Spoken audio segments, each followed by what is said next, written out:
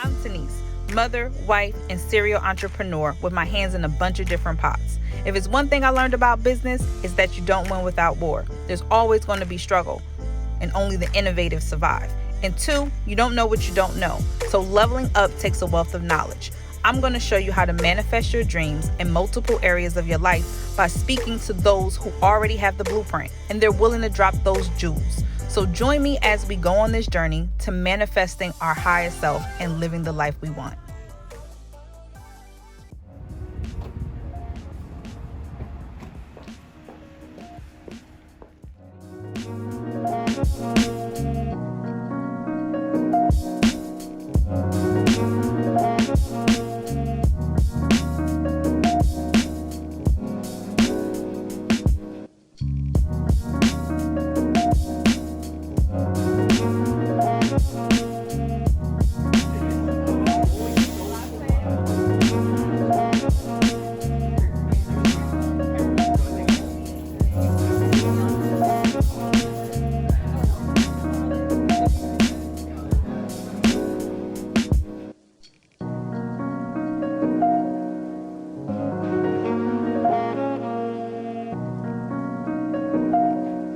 So it doesn't matter if I'm there or not, right?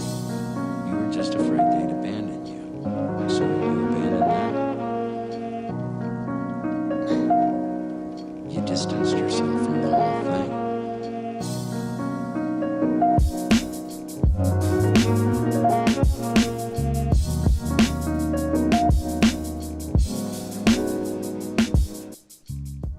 What's going on, fitness fam? It's 2021, and this is the year that you bring back your sexy. If you need to lose some unwanted weight, if you want to get in shape, build muscle, I'm the man for you, Sean Beta Trainer. Go to SeanBetaTrainer.com and hit me up. 973-851-2513 is the number. Don't delay. Go to the website. Go to Instagram or Facebook at SeanBetaTrainer.com. You'll get some of that apparel. We have power greens for you for your wellness, as well as nutritional coaching and everything that you need. It's 2021. Let's make this year a great one. Sean Beta Trainer. Okay, so hi, Ralph. How's it going? How are you? I'm good. How are you? Pretty good. Thank Very you excited so to be much. here. Thank you so much. Yeah. I'm excited to be here in Yeah. your space, Clo Coffee Company. Yes. Okay, and tell me where you're located. We are located in Edison, New Jersey, and we just opened up our second location in Jersey City, New Jersey. Awesome. I love the aesthetics in here. Thank you. Love when I first came in, the first thing that drew my attention was all of the sayings that you have in the window. Right. Be kind is everywhere. I love the vibe in here. Thank It you so feels much. good. Yeah. It feels, is that what you were going for? I mean, the biggest thing was really we have two kids, and I wanted to use the small platform that we have now. Now we have two shops, and we can use both shops to really put spotlight on kindness. Right. And back in October 2019, I started wearing the Be Kind, and just kind of it started with just within the family, where people were just like, "Hey, be kind, Ralph, be kind." So they didn't even realize I was already winning. The fact that they're saying it, they're aware of the word, they're aware of be kind. Or my son would tell me, "Hey, Daddy, be kind." So the fact that he's already saying that and he's aware of that, that's already a win. That's really dope. I just got a coffee and I'm gonna try it for the first time because you know what? I don't go to coffee shops usually. I just get coffee like on the go from like Dunkin' Donuts. We're gonna change that today. I've heard so many good things about Let's this. go. So. Let me see. That's good. So the biggest thing is our espresso is really smooth. So I think you got the caramel, right? The caramel latte. So when the espresso is really smooth, you add the flavor in there. Right. You can actually experience the caramel. If you go to other places, a lot of times they don't really know. I think most of the time they don't know what they're serving you. So it's either going to be really bitter, really sour. So when you put the caramel in there, all the caramel is doing is really to offset that bitterness or the sourness of the espresso. So without the bitterness, without the sourness, now you can really experience caramel, vanilla, whatever flavor you put in there. And that's good. That's really is different too. It's not like a coffee that Yeah, it's not supposed to be bitter. Like a lot of times, a lot of coffee drinkers, they just want the jolt. Right. But you can have the jolt and also have you can enjoy it at the same Yeah. time. A lot of people think they can just get the jolt, have that bitter face, you know, but you can have both. You can enjoy it and have the jolt at the same time. Well, I think you nailed it. You know, Thank you. coming from somebody, I mean, I know I'm not a coffee connoisseur. That's even better, right? The fact that you can enjoy it and you're not a big coffee drinker, that's a win. Yeah, I like it a lot. So tell me about your start. How did you even get into the coffee business? You seem really passionate about it. I love it. So I was a big, actually, can I say Starbucks here? So I was a big Starbucks guy, a big Dunkin' Donuts guy. Growing up in this area, Edison area, Piscataway area, I didn't know any better. I thought it was the best thing in the world. And I started working in New York City. And actually my first 2 weeks there, I was still going to Starbucks. There was another coffee shop there. And I was like, wow, that's crazy. They were opening up a coffee shop next to Starbucks. Because Starbucks is the best thing in the world. That's that's the only thing I knew. I thought it was the only coffee shop that had really, the true coffee experience, I call it. Right. So 2 weeks later, I was like, you know what? Let me try that coffee shop because the line is a lot longer than Starbucks. So let me try it out. Tried it, blown away.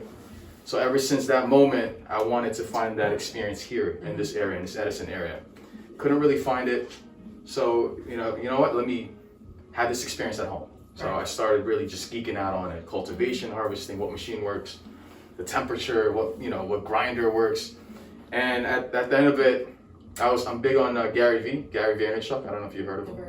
So he's like today's Tony Robbins, essentially. Oh, okay. Right. So I listen to him on my commute. My commute's about an hour 40 door to door. So every single day I listen to him. Finally, the main thing that really resonated with me was fear, regret. Don't fear failure. Right. So that's when I was like, you know what? I love this thing. I stay up till 2 a.m. just reading up on it, and I'm not making money off of it, but I just love it. So I was like, why not? Why not me? And let's just go for it. And that's when I told my wife, hey, let's go. I want to do this. And the biggest thing was her support, not giving me that any doubt. Right. Or like, hey, look, we have a mortgage, you have this. Are you sure you want to do? Like, she was like, let's go.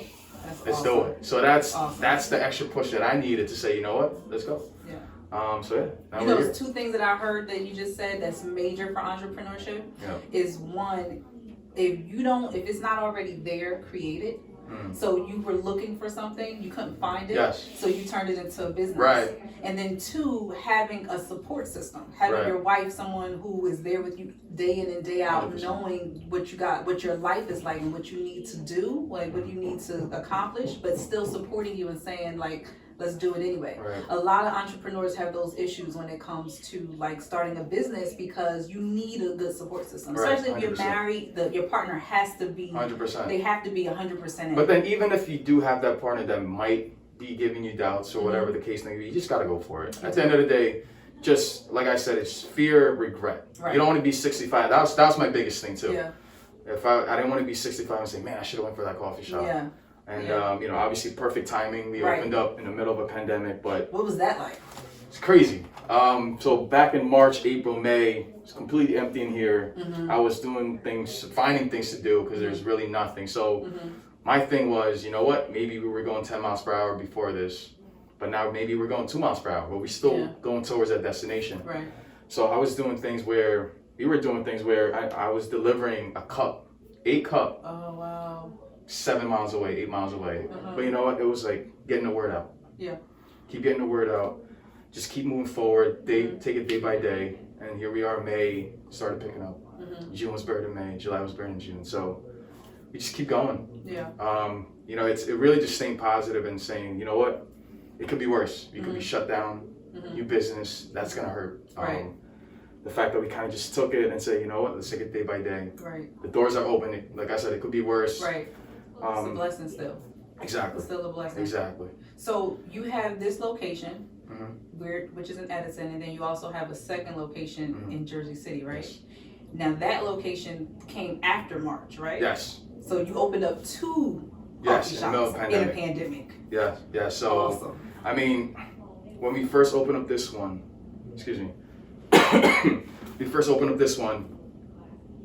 the goal was to open up a second one in 2020.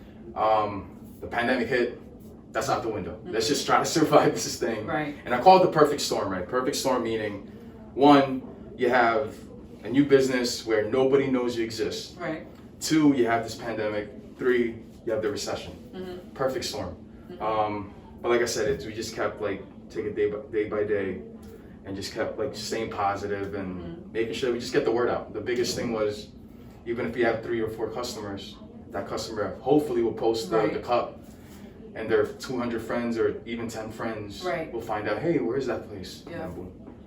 And keep going. And so what type of marketing in a pandemic, besides, I know you said you used to go deliver like 1 cup of coffee and hoping that they would like repost it. Right. Are you using any other type of marketing right now? Yeah, I mean, we're just really leveraging social media. Okay.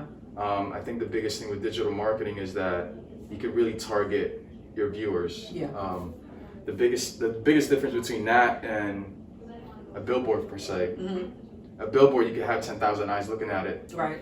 but maybe only 5% cares about that product that you're trying to sell. So with digital marketing, you can say, you know, color black coffee, lattes, specialty coffee. You can really target your own market, exactly.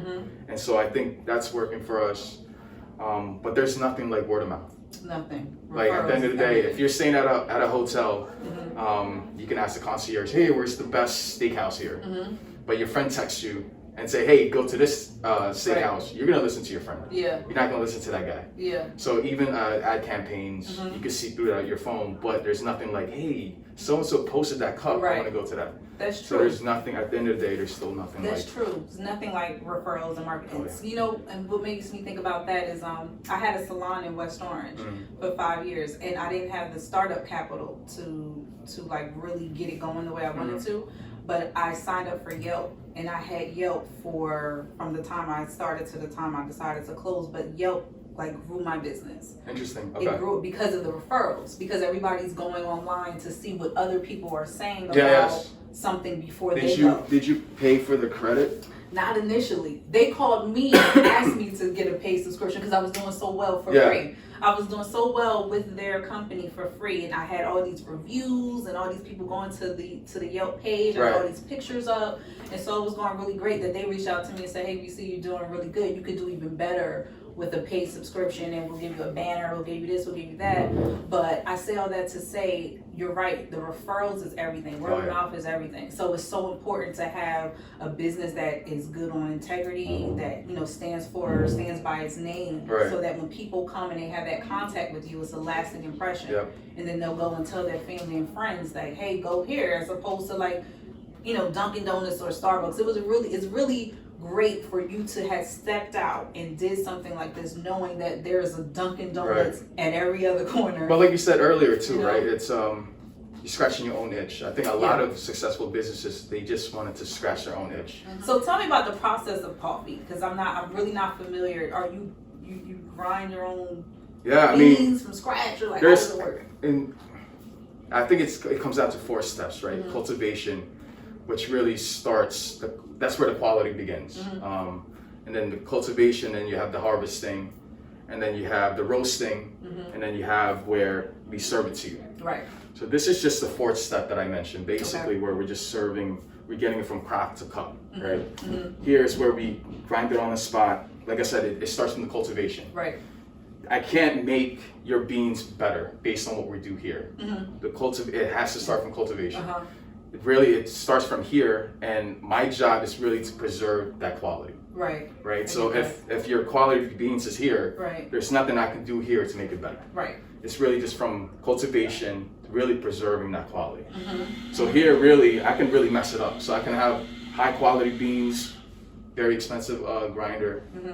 But if I do the wrong grind size, the wrong temperature of the water, the wrong method, I can really ruin your experience. It's like a science to it. 100%. Wow. So with this one, we measure 18 grams of beans.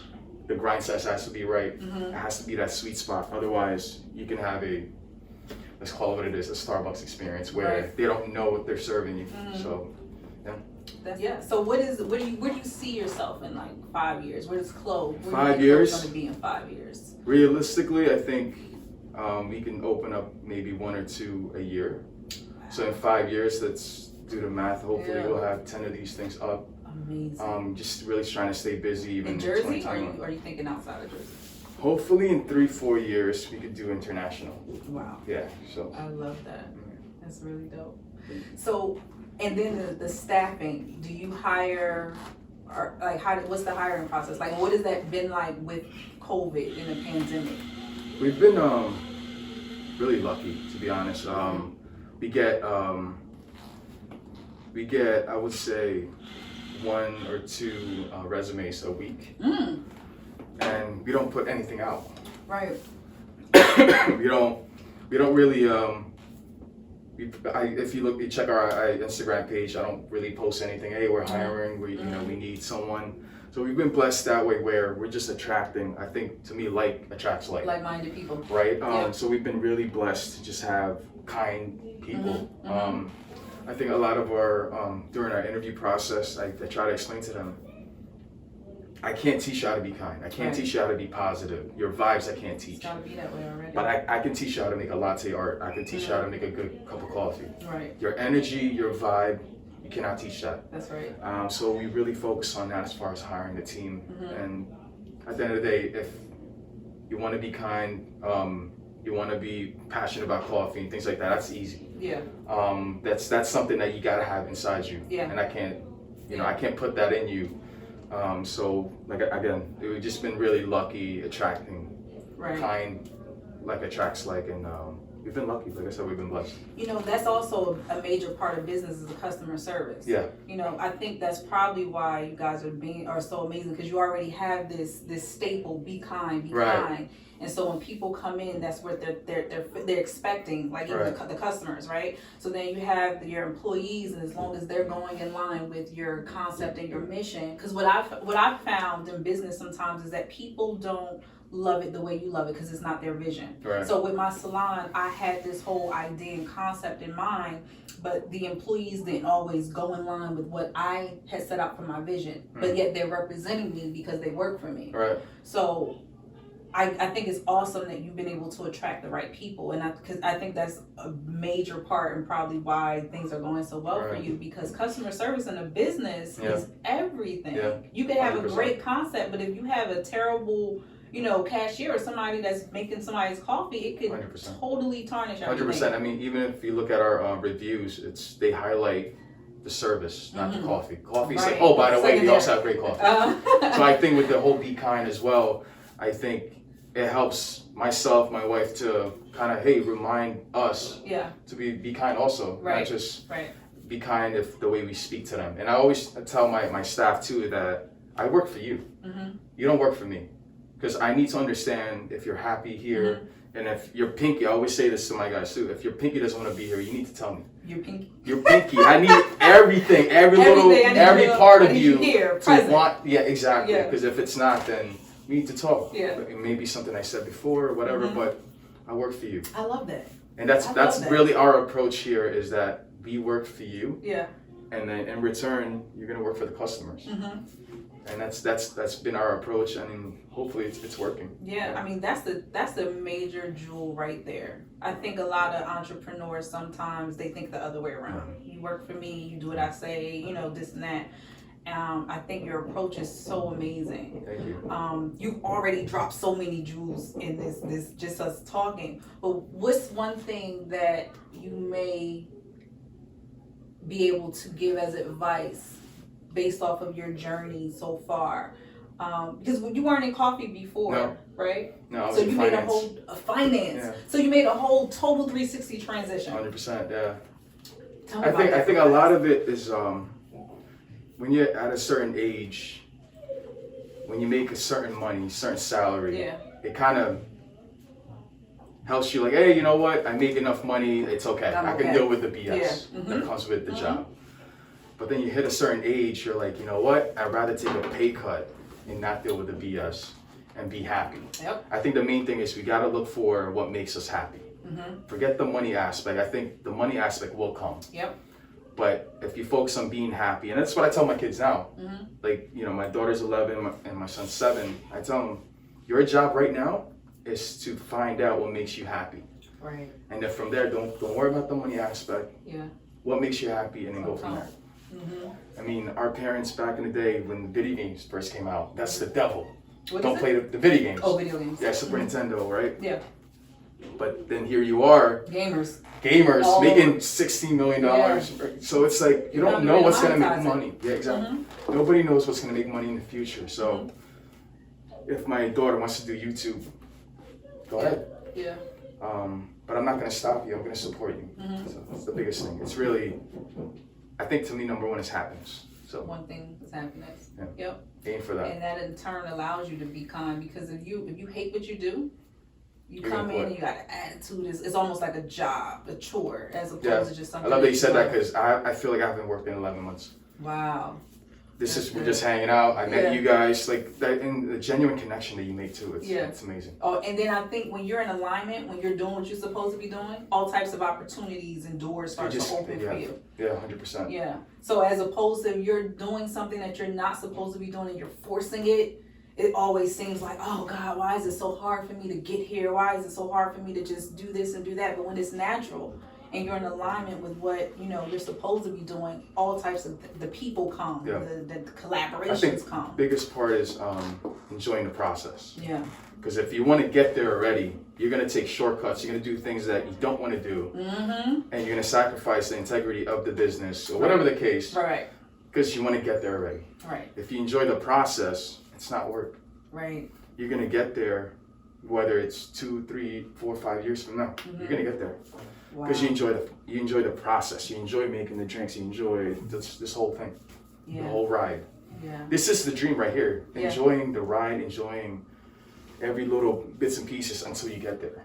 So So you are living your dream. living the dream. So would you tell someone that is now trying to figure out, if they're going to take that leap or not? Now? Right. I think the biggest thing for me, is just execute. Just go for it. There's no such thing as a perfect idea or a perfect, it's not ready Right. for me to release it, or it's not ready for me to post this video. It's not Yeah. ready for me to post this picture. No, you don't know. Nobody knows Right. what's perfect, right? You let the market decide what's perfect, and then you kind of pivot Right. from that data. Yeah. I mean, the ocean spray guy, the guy with the video, with Yeah. I mean, he just posted it, and now he's a millionaire, right? Yeah. Now he's all over the place. So Yeah. my biggest thing is just execute, just go for Just it. do it. I mean, even our menu, when we opened up, our menu wasn't perfect. But we we have enough customers where they give us feedback. We use that data. Trial and error. Exactly. And you don't know. And that's the only way you collect data, if you post something. Yeah. Put it out there. And then you understand what this thing is telling you. Hey, you know what? I had a lot of engagement using this. Yeah. Oh, I didn't get that much engagement, so let me go this way. Yeah. So you don't have data if you don't execute. You don't post it, or you don't create that video. Yeah. So So what I'm hearing is that there's no perfect way to do business. There's no outline. There's no perfect setup. You just have to keep throwing a ball at a wall. Yeah. And just seeing what'll stick. yeah, it's almost like, think of it like a dartboard. If you throw a dartboard, if you hit more to the left and you didn't hit the bullseye, but you wouldn't know if you hit to the left. Right. So you use that information, say maybe aim it to the right a little bit Right. more. Do But this, if you don't turn throw your hand a something, you little don't bit. know how off Yeah. you are to the bullseye. That's So right. that, to me, that's the biggest thing. It's just, you just gotta throw something on the wall, and then Yeah. if that sticks, stick to that. If Yeah. it doesn't, pivot. Yep, pivot. And that's another major thing. People in entrepreneurship, especially during this time, we got to learn how to pivot. Yeah. Because if the world is shut down, if you can no longer, like how you said, people weren't coming in, you went to them. Yeah. You delivered Exactly. it to them. Exactly. So I think what's so important as entrepreneurs, we got to find ways to pivot. We got to find ways to change. Don't be so stuck in this is how I do things. And then when something like a pandemic happens, that changes how you've been doing things for years. I think that's the fun part. Yeah. It's being able to pivot. Innovative. Exactly. And Yeah. really understand, what is this data telling me? What can I do to kind of move around and make it to the end? Right. And just really constant. The key word for 2020 is pivot. Yes. Constantly pivoting, understanding what this thing is doing. So when I was on social media, I would talk to a lot of customers and say, hey, they tell me, I want to be out there, but I'm scared. Blah, blah, blah. Right. Okay, I'll bring it to you. And that's when I started delivering. So Amazing. Well, the coffee is amazing. Thank Our you. latte, I love it. I love the little design you guys did in the cup. I don't know how you did that. the latte art, yeah. So that's the thing. Like I said, I can teach you how to do all that, but I can't teach your vibe. I can't teach your kindness. I can't teach your energy. Yeah. But that you can learn. Wow. I know you said that you weren't doing this before. You Right. were in finance before, but was coffee always a thing for you? No, Or if did it you just if become- you asked me 5 years ago if I was gonna open up a coffee shop, I'd be like, "What are you talking about?" Oh, really? So I started flirting with this idea about 4 or 5 years ago. Well, 4 years ago, when really, I don't know, I found myself really geeking out on it. Just understanding, like I said, cultivation, harvesting, the roasting part, getting it to your cup where it's a really good cup of coffee. I think a lot of people in New Jersey, I think more so now, they're getting more curious. Yeah. But I think we're really here to help you unlearn what you think you knew about coffee. Wow. Because I was that person where I thought Starbucks was the best thing in the world. Yeah. And I always compare this to Applebee's, where if you had that steak and that's the only steak you've ever had, you think it's the best steak ever, right? Right. But then you go to Peter Luger's, you go to the Frisco's, and then you've had their steak there and you're like, holy smokes, this is really good. Yeah. And then now you go back to It's not. Applebee's, you're like, this ain't it. This And is that's not kind of it. what happened to me, where I experienced the Del Frisco's of coffee. I go back to Starbucks and I'm like, this ain't it. So I ended up tossing it. Wow. So that's kind of where the whole thing And then started. the journey started from there. Yeah. Wow. Yeah. And have you ever worked at a coffee place before? Funny enough, I actually applied for a job at Starbucks a month before we were gonna open up. What? So I was gonna work in the city 5 in the morning till 8 at night, and then work at Starbucks from 9 to 1 a.m. and then do it Just again. for the experience. Just so I can experience it, Okay. yeah. But What long story happened? short, I didn't get the job. You didn't get the job. They didn't hire me. I called them back, hey, any update? Yeah. I said nope. Oh, wow. So in a way, the pandemic was a blessing because we were able to slow everything down. Right. And that was essentially our boot camp. So from March, April, May, June, 12 hours a day, 7 days a week, Yeah. we were behind that counter, Figuring it out. understanding the grinder, the espresso machine, the recipes, the menus. And that's how I think, in a way, helped us open up the second one, because we were able to transfer that information. That preparation. Exactly. That's that preparation. A lot of people don't have that preparation. They don't understand that that's the most important part. It's Right. not the end result. Right. It's not now having the shop open, now having these clients coming in. If you weren't prepared for that, Right. then you're going to squander. Yeah, I mean, at the end of the day, opportunity. we were deferring to some of our baristas because they have more experience than us. So like I said, it's such a blessing that we were able to slow everything down. Yeah. Now we fully understand what makes a good espresso, Yeah. what makes a good cup. Something powerful when you got the right partner. Yeah, Something for sure. powerful. You can do For sure. anything. Yeah, But congratulations to you guys. thank you, thank you. Thank you.